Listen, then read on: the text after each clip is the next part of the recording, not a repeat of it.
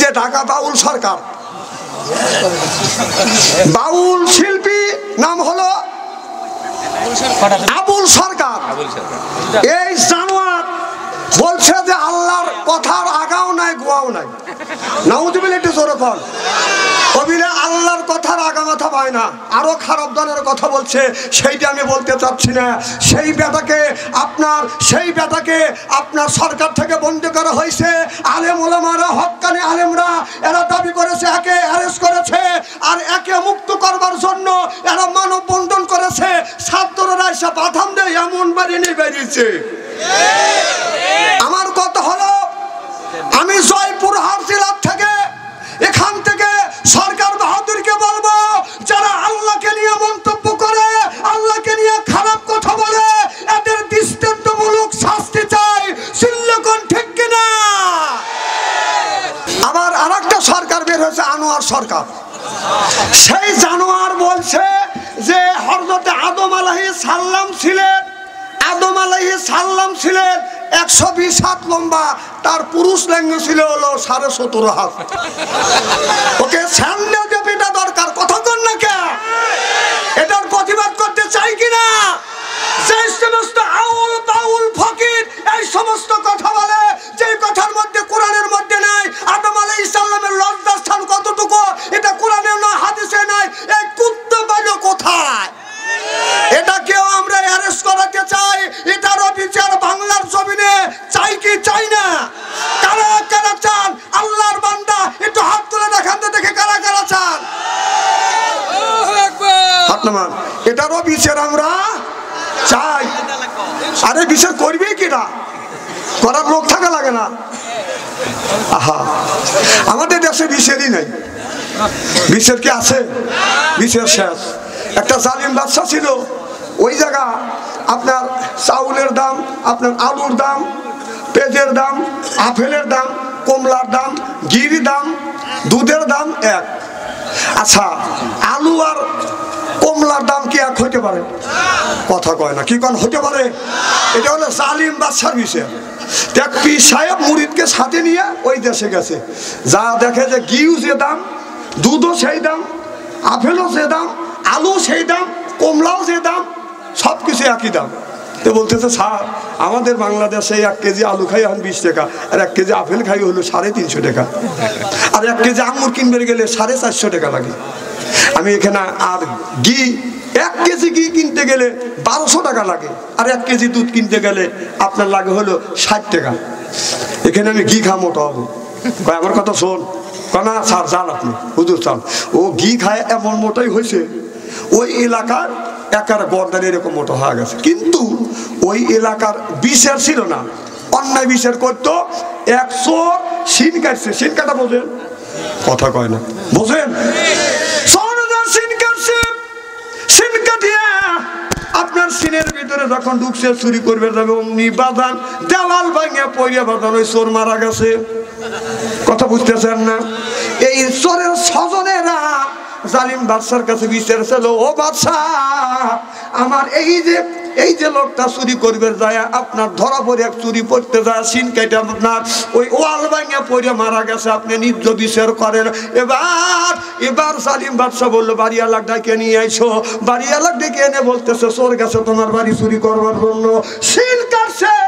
আর scene কাটছে, ভিতরে যখন ঢুকছে দেওয়াল ভাঙিয়া পড়িয়া গেছে, এই লোকটা মারছে, এখন ফাঁসি হবে তোর। এটাকে বাদশা বিচার। এবার বাড়িওয়ালা চিন্তা করছে, আমার গলায় না ফাঁসি দড়ি পড়বে না? জালিম বাদশা বলে, আমার দোষ নাই, আমি তো মিস্ত্রি দিয়ে, মিস্ত্রি দিয়ে আমি এই দেওয়ালটা দিছি, কিন্তু এই দোষ আমার না। দোষ যদি হয় দেওয়াল মিস্ত্রি, মিস্ত্রি কটা কেলে মিস্ত্রি ডেকে বলে, বেটা তুই এই দেওয়াল গাচ্ছিস? বলে, হ্যাঁ দেওয়াল গাচ্ছি। তোর এই দেওয়ালের নিচ দিয়ে চোর ঢুকতে গিয়ে এই চোর সিন খাইতে আপনার ওই দেওয়াল ভাঙা পড়ে গেছে, এখন তোর ফাঁসি হবে। এবার মিস্ত্রি বলে, আমার দোষ নাই, দোষ হলো জোগালদারের। কারণ ও বালু দিয়া সিমেন্ট দিয়া গোলাইছে, আমি লাগাইছি, দোষ তো আমার না, দোষ ওর। জোগালদারে ডেকে নিয়েছে, বেটা এই বালি আর সিমেন্টকে মাখাইছো, আমি মাখাইছি, এখন তোর ফাঁসি। তুই যে দিলে করে মাখাইছিস, ইট ভাঙা দেওয়াল ভাঙা লোক মারা গেছে, ফাঁসি হবে তো দেওয়াল। এবার সকালদার বলে আমার দোষ নাই, একটা হাতিওয়ালা হাতি নিয়ে যাচ্ছে, আর ওই হাতি আসে আপনার ওই জায়গা বালতিতে গুঁতো লাগছে, পানি পড়ছে, একটু ডিল্লিলে হয়ে গেছে, দোষ আমার নাই, দোষ হলো হাতিওয়ালা।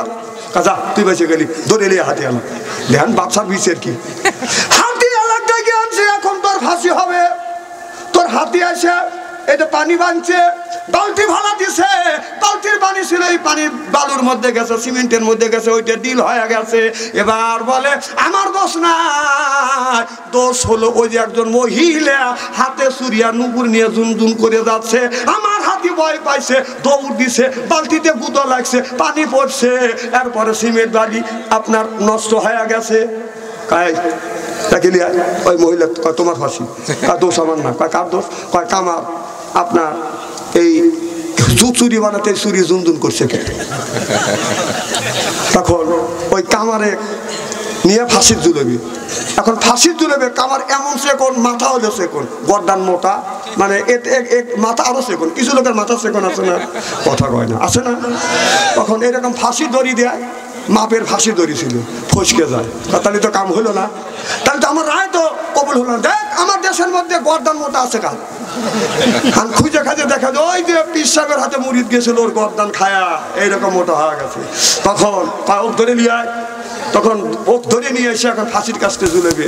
এখন ওখান থেকেই পীর সাহেব যায়, এখন কানতেছে হুজুর বাঁচা, নইলে তার ফাঁসি হওয়া যাবে, ওর গর্দান মোটা। তখন বলতেছে শোনেন আমি একটা বুদ্ধি দিই, আমি বলবো আমার ফাঁসি দাও, তুই বলবি আমার ফাঁসি দাও, তারপরে যা করার আমি করবো।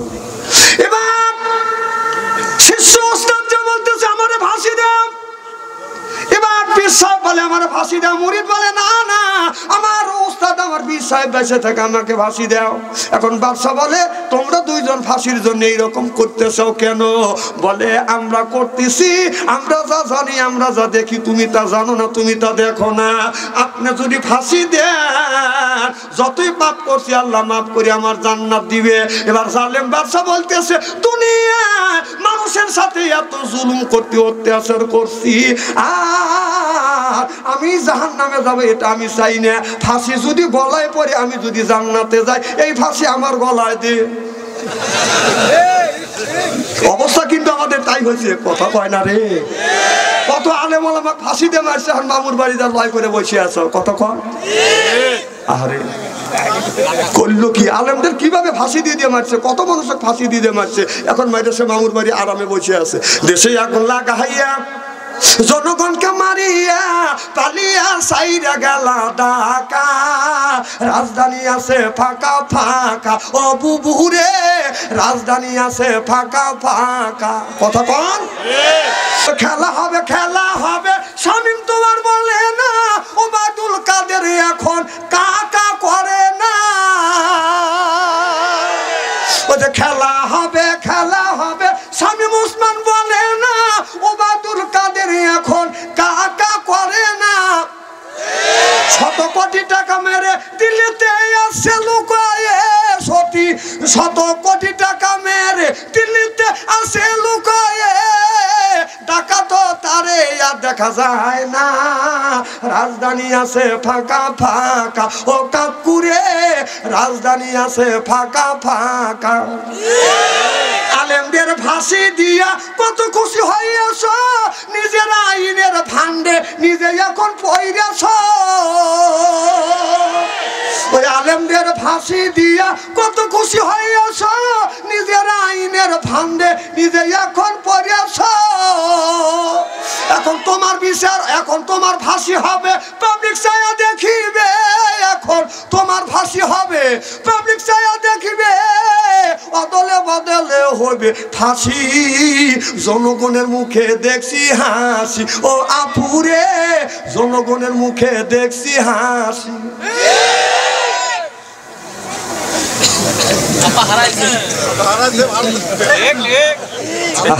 এতগুলি মানুষ মারিয়া খুশি আছে, এখন তোমার আইনে তুমি মারো। সালাউদ্দিন কাদের বলছিল এই টাইমের আমদানি ঠিক থাকে, আর যদি ঠিক থাকে যখন সরকারের পরিবর্তন হবে ওই ফাঁসিতে ওই মরবে। এখন তোর আইনে তুই মর, মানুষকে এত জ্বালানো ঠিক না। ও বাদশাহ, জালিম বাদশাহ যেমন অন্যায় করছে, নিজের ফাঁসির দড়ি নিজে মরছে, এখন তোর আইনের ফাঁসিতে তুই মর। সেই আইনের ঘর আছে না নাই? আছে।